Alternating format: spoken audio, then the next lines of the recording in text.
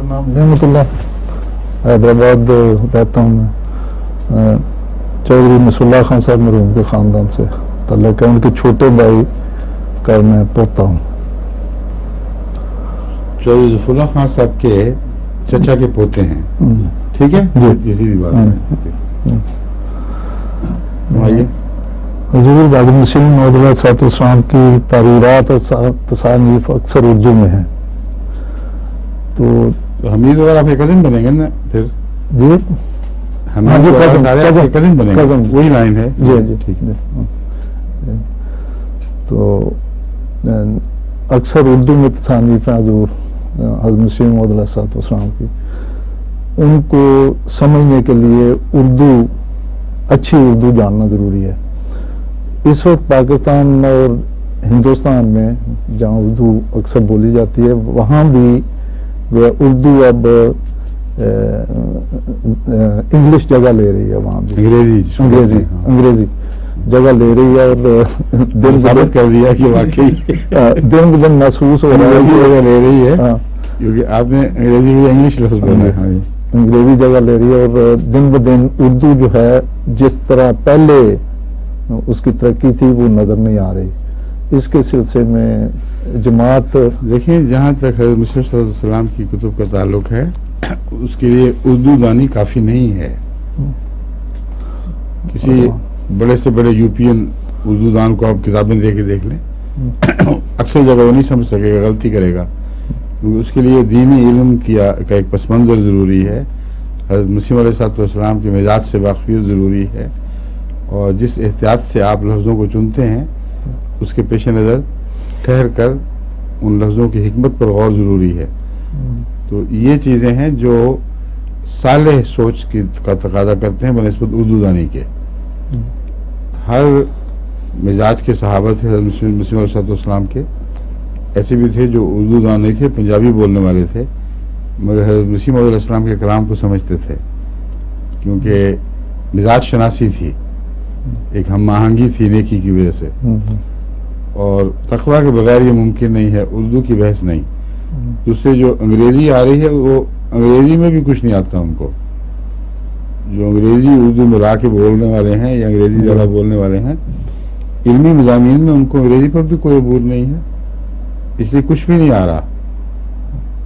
ये जो दौर है ये टेलीविजन का दौर है, इल्मी बदनसीबी का दौर है, जहाँ पढ़ने लिखने का शौक़ ज़ौक़ सिवाय इसके कि अपने प्रोफेशन में जो मजबूरन तालीम हासिल करनी पड़ती है, उसके सिवा इर्द गिर्द गिरदोपेश की इल्मी बातें, बल्कि क्लासिकल कहानियाँ तक भी इनके ज़ेर मुताले नहीं रही।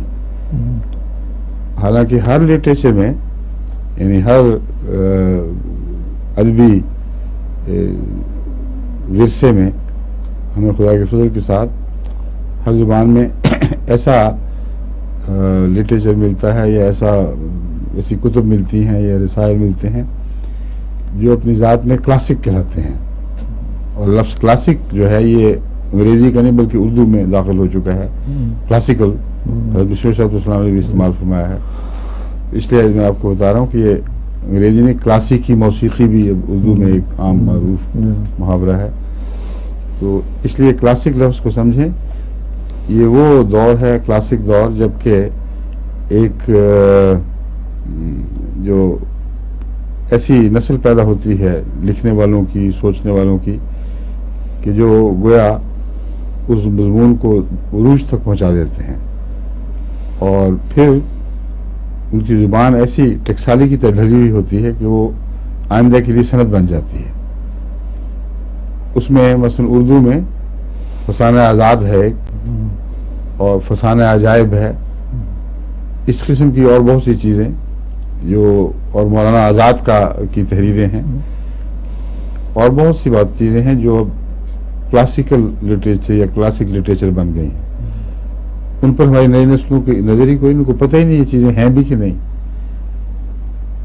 तो वो जो इंसानी जहन की परवरिश है वो तंग माहौल में छोटे साइल, छोटी ज़मीन पर नहीं हुआ करती। सही, उसमें वुसअत होनी चाहिए اور ایک دور تھا جب جرمنی میں اسی حکمت کے پیش نظر انہوں نے امتحان وغیرہ کا قصہ ہی اڑا دیا تھا. جس دور کے ناٹسی سائنسدان بنے ہیں وہ کہتے ہیں مطالعہ کرو بس کثرت سے, ہمیں صرف یہ چاہیے کہ یہ ثابت ہو جائے کہ تم نے کیا ہے مطالعہ. اتنا وہ صرف سوال کیا کرتے تھے. امتحان یہ ہوتا تھا تم نے کتنی کتابیں پڑھی ہیں, اور اس پر جو کتابیں پڑھے ہوئے تھے وہ ایک دو سوال سے پتہ کر لیتے تھے کہ یہ پڑھی ہوئی ہے کہ نہیں. یادداشت کی بحث نہیں ہوا کرتی تھی.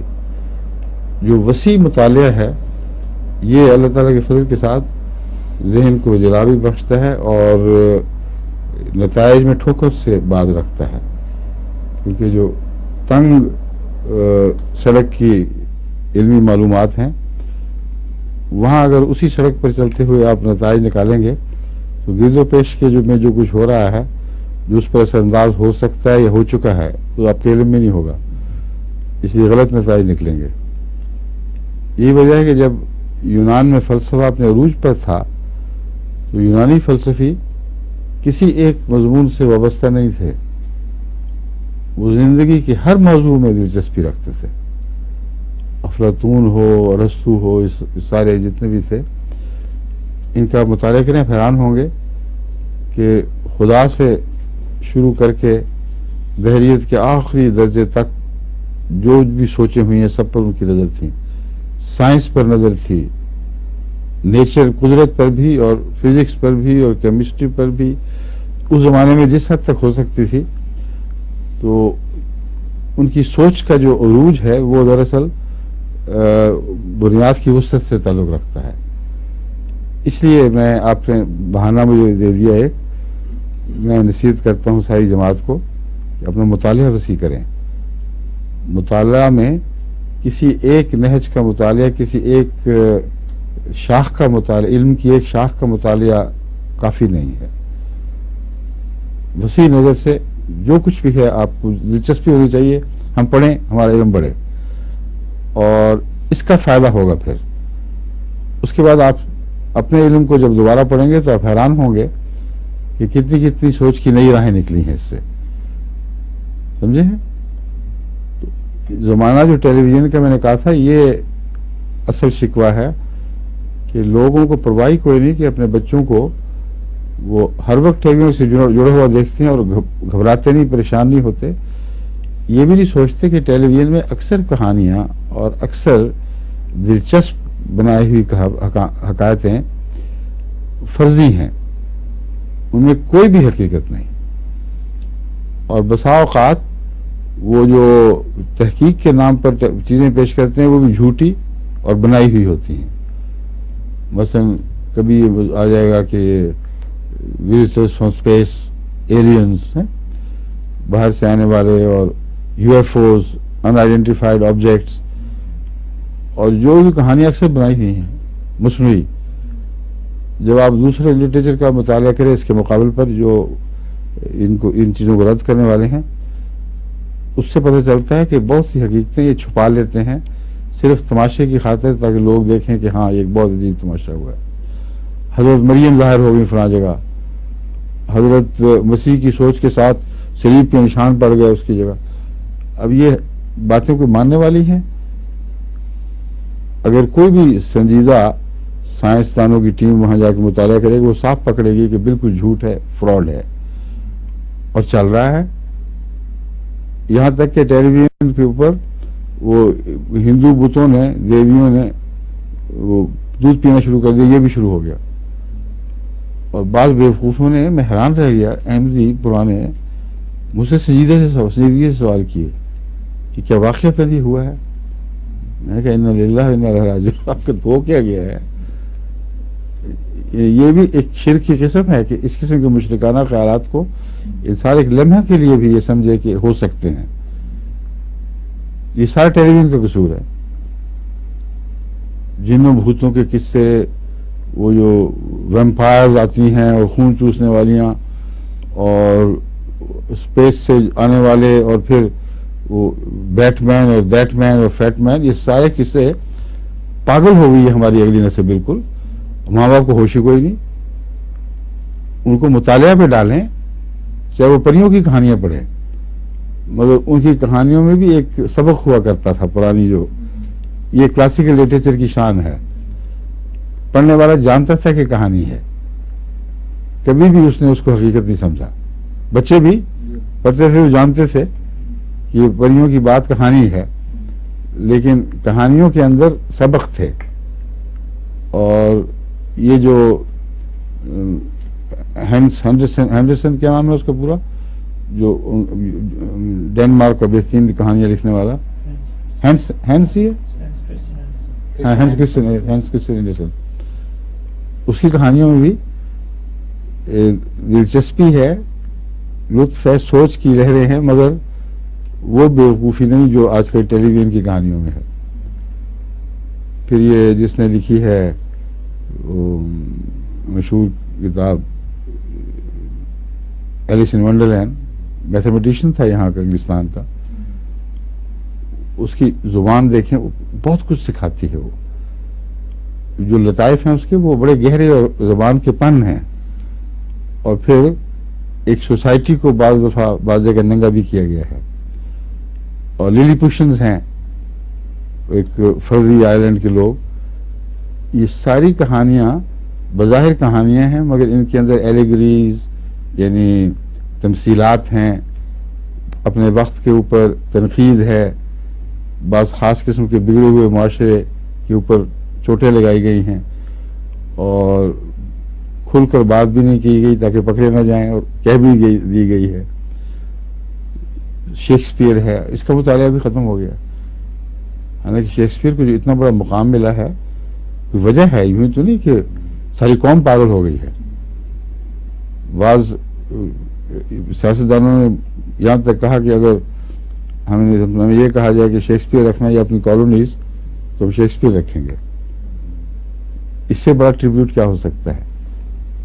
لیکن پتہ ہی نہیں وہ چیز کیا ہے. اس لیے نہ ادب کا شوق رہا، نہ شعر و شاعری کا، اور جو اس میں گھٹیا رہ گئی ہیں چیزیں، وہ ٹیلی ویژن پہ یا فلموں میں آتی ہیں. اس کی نہایت گھٹیا قسم، وہی محاورے بن رہے ہیں، وہی سوچیں بن رہی ہیں. اب ہندوستان کا جو ٹیلی ویژن ہے اتنا غلیظ، اتنا مخرب الاخلاق اور بےہودہ بے معنی، اس میں نہ ادب ہے، نہ ذوق ہے، نہ کوئی پوئٹری ہے، کچھ بھی نہیں، شعر و شاعری نہیں. نہیں، محسوس نہیں کرنے لگے. وہ تو یہ فخر کر رہے ہیں کہ پاکستان ہم نے یہ جنگ جیت لی ہے. تمہارے دانشور ہمارے ٹیلی ویژن کی گند دیکھتے ہیں، اور تمہارا معاشرہ ختم ہو چکا ہے. اب یہ بات چھوڑ دو کہ اسلامی معاشرے کے لیے اس کو الگ ملک کی ضرورت تھی. اب تو تم ہمارے ملک کا حصہ بن گئے اس معاشرے میں، اس گندگی میں، تو پاکستان کہاں رہا؟ یہ کس نے تان کیا تھا؟ وہ جو گاندھی کی، نہ وہ اندرا کی بہو ہے شاید، اسی نے کہا تھا نا یہ، اسی نے کہا. یہ ساری چیزیں ایسی ہیں جو بتا رہی ہیں کہ ہمیں اپنے طلباء کو تحریر اور ادب کی طرف واپس لے جانا ہے. اور قرآن کریم نے جو فرمایا علم بالقلم، قلم میں بہت بڑی طاقت ہے، قلم کی طرف لے جانا چاہیے. اور محض تصویروں میں جو فرضی اور جھوٹی ہوں، ان میں پوری نسلوں کے ہم دماغ خراب کر رہے ہیں. عادات بھی، اخلاق بھی، ہر قسم کی گندگی. پھر جو بچوں کو کہانیاں پسند آ رہی ہیں وہ ہیں جن میں فساد، فتنہ، شرارتیں زیادہ کوئی کرے، تکلیف پہنچائے کسی کو. یہ ساری باتیں ان کے ذہن میں اس طرح نقش ہوتی ہیں کہ گویا یہی زندگی کے مقاصد ہیں. جو اس طرح زیادہ ہلا گلا کرے گا، جو اس زور کے ساتھ کسی کو الٹا کے پھینکے گا، اس طرح کاٹے گا، وہی بہت بڑا انسان ہے. تو بچے بچپن ہی سے یہی باتیں سوچتے ہوئے بڑے ہوتے ہیں. پھر یہ فکر کی بات ہے ساری، سمجھ گئے؟ جی اردو ملتی رہنے دیں، اس سے کیا فرق پڑتا ہے؟ زبانیں ملے ہی کرتی ہیں، مگر اپنے ادب کی فکر کریں.